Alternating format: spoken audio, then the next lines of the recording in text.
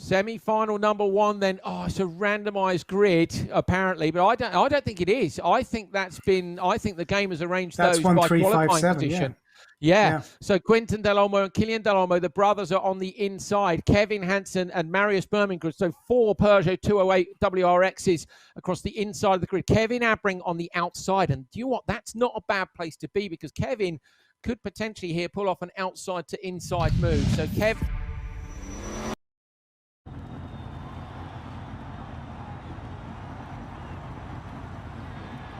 Very inside. Right, waiting for the lights to change. Here we go. If Birmingham was on pole, the grid was wrong, Neil. So Birmingham was on pole. That's what confused me at the start. So Birmingham on pole, getting away now in front. It's one of the Del Olmos up the inside. Kylian Del Olmo takes the lead. Birmingham runs wide. Marius Birmingham has run wide and dropped down the order, almost in the wall at the end of the run, but just about holds on over the crest then. Marius Birmingham in P3, a mistake on the inside there from Abbring as well. So Abbring ran himself a little bit deep after the jump. We've got 2 cars who must have had contact in turn 1. Quinten Del Olmo, the TQ man, has dropped right back with Kevin Hansen. So Quinten Del Olmo, who you're looking at now, is 7 seconds off the back of the pack, Neil. So something happened to them in turn 1 and they dropped way off. And remember, this isn't about time anymore, so they could easily find themselves not going through to the semi unless they pick up the pace. Through to the final, I mean. Yeah, we've got 2 semi-finals here, 5 cars in each, and what you're going to find is that the top 2 from each semi-final go through, and then the fastest loser from the 2 semi-finals. So Del Olmo hit the barrier, we're hearing from race control, and reversed back into Kevin. So Del Olmo could actually get a penalty for that, because I've read the regs and you're supposed to re-enter the track at an angle which follows the racing line. So, but that could have cost Kevin Hansen. My goodness me, look how close that was from Birmingham. Marius Birmingham coming out in front of Quinten Del Olmo by the finest of margins there. Slingshot past him. Yeah, he came out of the Joker and he just did not back off. No, perfect line. Kevin Abbring is right behind Kylian Del Olmo. So Abbring here is going with Kylian Del Olmo. Kylian, the world champion at Dirt Rally 2.0. And Kevin Abbring is giving him a right run for his money. Go on, Kevin. 6 laps, remember. So this is a much longer encounter, Neil. If I were Kevin, I'd be tempted to follow, but he's not. He's quicker. Kevin Abbring thinks he's quicker than Kylian Del Olmo and has gone. Amazing. And where's he going to come back out? He's going to come back out in second. Birmingham, look, he's a good few cars behind. So it's 3.3 seconds. Now, if I was Del Olmo, Neil, unless Del Olmo may have a problem, if he has, he needs to joker now, doesn't he, so that he can hold Kevin Abbring off. But that was very smart, I think, by Kevin Abbring, because now he's got gap out front, gap behind, and we've seen he's got better and better and quicker this whole session, all qualifying and now in the semi. So even if Kylian manages to seal the victory here after he's jokered, then Kevin's still guaranteed a place in the final. So that was very smart.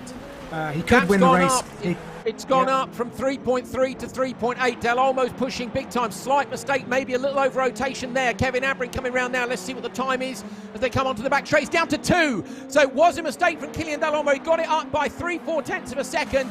And as I said, Kylian, I thought might joker when he thought he just had enough time. Maybe needs a little bit longer, of course, in the wet than he did in dry conditions. So Kevin Abbring, 2.2. And we're hearing 10-second penalty. Quinten Del Olmo gets a 10-second penalty, so the TQ man will not make it through. It's a great shame for him, but he had a contact in turn 1 and reversed into the path of Kevin Hansen. So those guys out. Neil, the other important thing here for Birmingham is if he's not going to win or be in P2, he needs to be the fastest loser. So he doesn't need the contact he's getting in the background from Quinten. Yeah, that's right. You kind of want Quinten to sort of back off and allow Marius to drive his own race, because this could jeopardize Birmingham's chance of being in the final as the 5th driver. So this is Abbring versus Del Olmo, and the gap is down to a second, but Del Olmo's taking his joker now, so Del Olmo has taken the joker, and Del Olmo's going to be in front. They've got a lap to go, but I have to say this is really, really impressive by Kevin Abbring, Neil. He's definitely picked up the pace during the course of this competition. He's right on the pace now of the Esports regulars. We would expect him really from a guy who works with simulations as much as he does. He just hasn't had the time. Oh, he's having a look. Yeah, he's improved lap on lap, race on race. But you've got to feel that Kylian doesn't have to push at this point. The surface isn't completely reliable to commit on because it's half dry, half wet. So Kylian will be aware that Kevin's behind him, but he doesn't need to take any risks. This isn't about time. This is about winning. Yeah, Kylian Del Olmo is going to take the win in semi-final number 1. Del Olmo goes through to the final. Kevin Abbring with him. P3 was so there was contact, definitely. Marius Birmingham has lost out, unfortunately, there. Quinton Del Olmo, with that contact earlier in the race, is going to get a 10-second penalty, which I think will be added to that time, or has the penalty been added already? I'm going to ask race control to look at that for me. So it will be added. So Quinton Del Olmo is plus 10 seconds and will drop down to 5th place. So that's who's going to be the fastest loser in that one? Kevin? Well, yeah, because Birmingham was 5th, but I'm not convinced, Neil. There was far too much contact for the guys at the back there. For me, it's highly likely that the P3 guy in semi-2 is going to make the final. Yeah, and they'll know that. They'll have watched that race, and they'll know whoever is in the battle in semi-final 2 will be aware that P3 is probably good enough as long as they stay out of trouble. So it's all crucial now. So it looks like we're only going to get, unless there's a disaster after second position in semi-final 2, we're only going to get 2 progressing from semi-final 1. So Kevin Hansen's going to be watching very, very carefully indeed. I do feel sorry for Birmingham. So Birmingham was caught in a fight there. You might have seen it in the background of the shot. He was caught in a fight with a recovering Quinton Del Olmo. So the TQ man who had the problem at turn 1. Of course, Quinton at the time wouldn't have known he had a 10-second penalty. Once that penalty is taken account of, there wasn't really any point in fighting, but you don't know that in the car. And that's the same in real life. You're pushing like mad. You might get a penalty from the stewards afterwards. What are you going to do? So unfortunately, he's got stuck in with Birmingham. Birmingham has lost out. Right, we're ready for our second semi-final.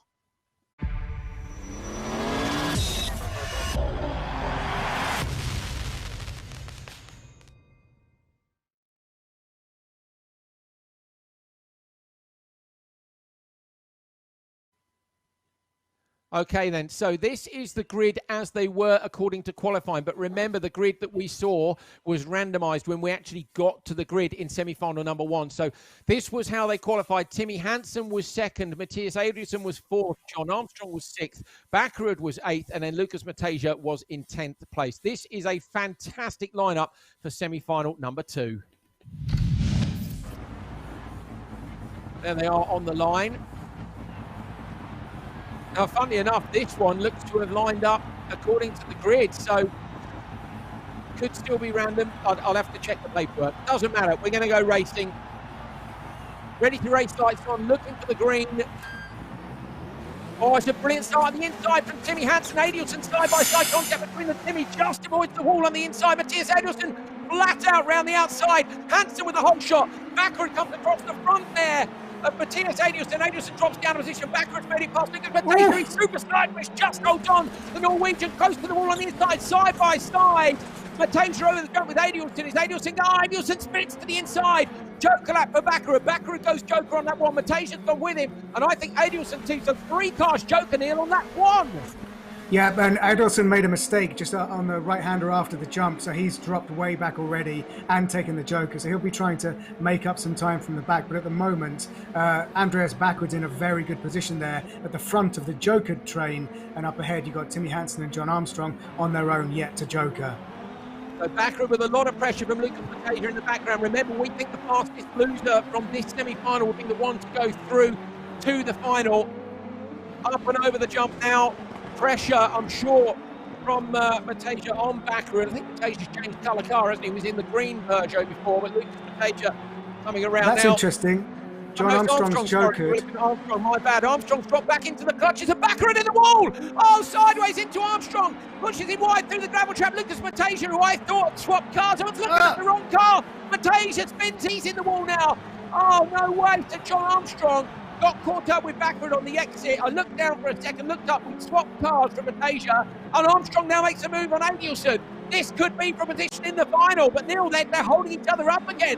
Bakkerud in front, Bakkerud in P2. This is what Andreas needed, and Timmy checked out.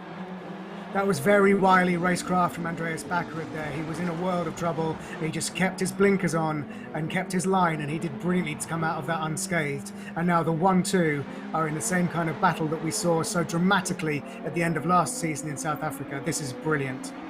We've got 3 laps to go in this semi-final. You cannot count John Armstrong or Matthias Adriansen out yet. If they can get close to Bakkerud in these wet conditions, they could give him a nudge or make a move. Adriansen into the door of Armstrong. Contact again. Lucas Mateja catching up with these two now.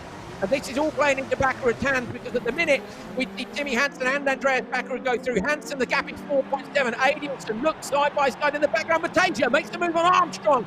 Armstrong drops down to 5th sideways again. He keeps it lit into the inside, just about hanging on over the crest.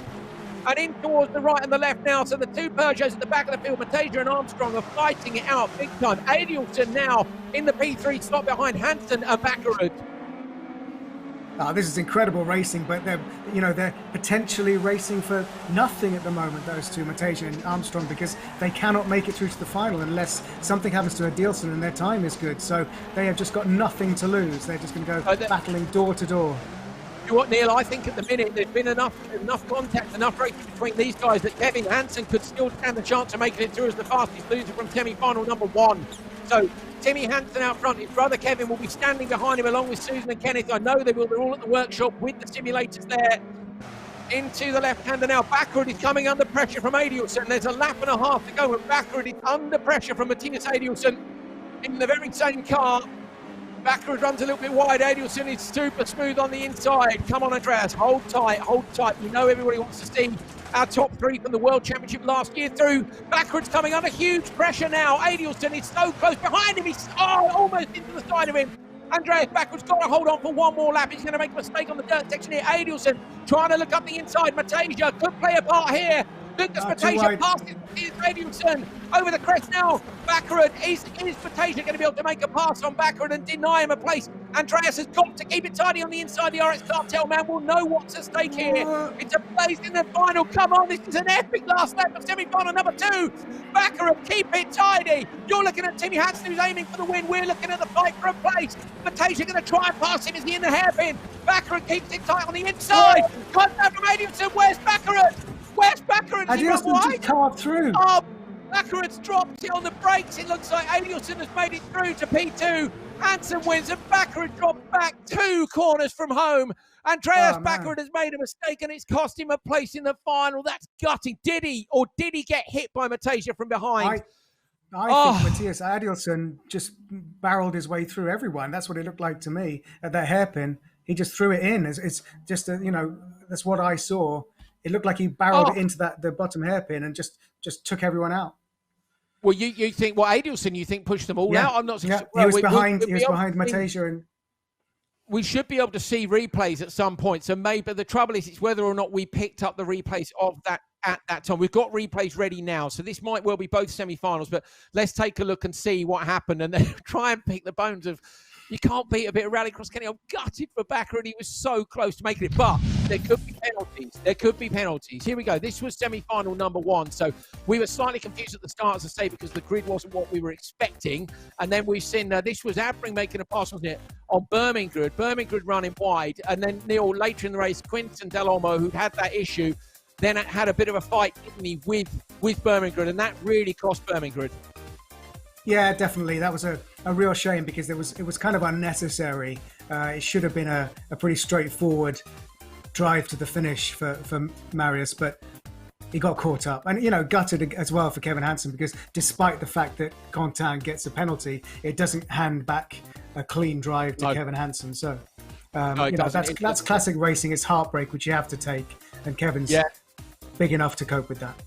I think the thing is, I reckon the drivers are going to be almost as gutted as they are in real life, particularly Andreas Baccarat, because Baccarat has worked really hard to be here this weekend, and again, he's another guy who's despite the season being off, don't forget these guys are still working towards the season starting, and we're so grateful that Andreas took part. I know his fans will be as well. So this was Andreas Baccarat. Yeah, watch this. Muscling his way through. Yeah, so that was a mistake there by Matejka on the inside. So now these guys then managed to catch up with Andreas. But Matejka catches these two first. So Lucas Matejka is absolutely flying. Look, these two are causing each other problems. So you've got John Armstrong and Matthias Adielson. Where is the point at which they get past Baccarat? Baccarat still lead. Look at Matejka now. He's behind the 2. And then it's whether or not we're going to see the passes. Yes, this is the point, wasn't it, where he got through. So Lucas Matejka comes up the inside. First ball of John Armstrong. Then Adielson does he make a mistake on the jump landing? I can't remember. Here it is. Is it? No, still another lap to go. Right. Interestingly, Timmy Hansen jokered on 5 instead of 6. Well, Timmy was safe, wasn't he? Okay, this then is what we're looking for. So, following Andreas Baccarat, through this last lap from the outside, and we might get an idea of just what happened in that corner. This is the crucial part of the track now. In on the wet. Oh, I can't tell. Okay, so possibly then Matejka pushed him off. It's hard to tell. Look how pleased Timmy is.